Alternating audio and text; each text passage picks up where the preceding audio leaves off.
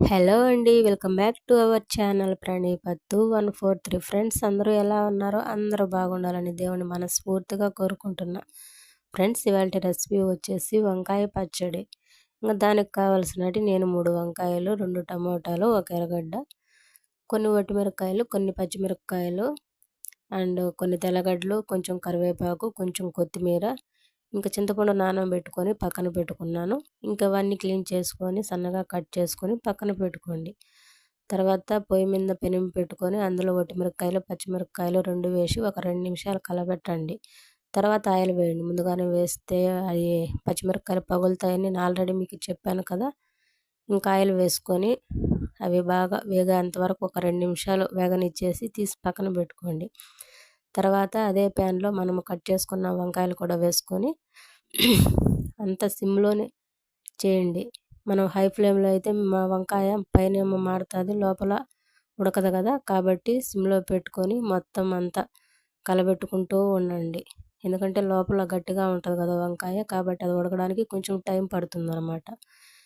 ఇంకా మనం కట్ చేసుకున్న టమోటాలు ఉన్నాయి కదా, ఆ టమోటాలు కూడా వేసుకొని మొత్తం ఒక 10 నిమిషాలు, ఇంకా టమోటా కూడా ఉడకాలి కదా, కాబట్టి కొంచెం టైం పడుతుంది. కాబట్టి ఇంకా వంకాయ టమోటాలు 2 బాగా కలబెట్టుకుంటూ సిమ్లోనే ఉడికిచ్చేసుకోండి. ఇంకంతా మొత్తం బాగా ఉడికిన తర్వాత మనం కట్ చేసుకున్న కొత్తిమీర ఉంది కదా, ఆ కొత్తిమీర కూడా వేసుకొని దాన్ని కూడా ఎక్కువేమీ ఉడికించాల్సిన అవసరం లేదు. ఒక 2 నిమిషాలు అలా కలబెట్టుకుంటూ ఉండండి. కలబెట్టిన తర్వాత మనము స్టవ్ ఆఫ్ చేసుకోండి.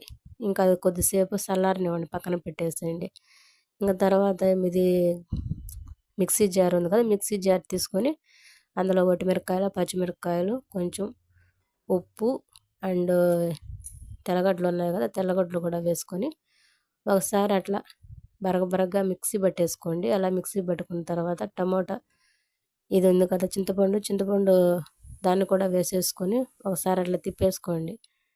ఇంకా మనము ఉడకబెట్టుకున్న వంకాయ టమోటా అది ఉంది కదా, ఆ మిశ్రమాన్ని కూడా వేసుకొని ఎక్కువసేపు తిప్పకుండా ఒక్కసారి అట్లా తిప్పి ఆఫ్ చేసేయండి.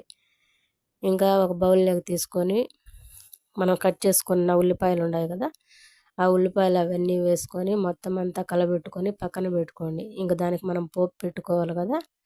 ఇంకా ఒక బాండిలో పెట్టేసి అందులో కొన్ని ఆవాలు వేసి అవి చిటపటలాడాక అందులోనే కొన్ని వట్టిమిరపకాయలు, కొంచెం కరివేపాకు అవి వేసి 1 నిమిషం అట్లా వేగనివ్వండి. వేగించిన తర్వాత పొయ్యి ఆఫ్ చేసుకోండి. తర్వాత మనము చేసుకున్న పచ్చడిలో ఈ పోపు వేసుకొని మొత్తం ఒకసారిగా కలుపుకోండి. అంతేనండి, వంకాయ పచ్చడి రెడీ.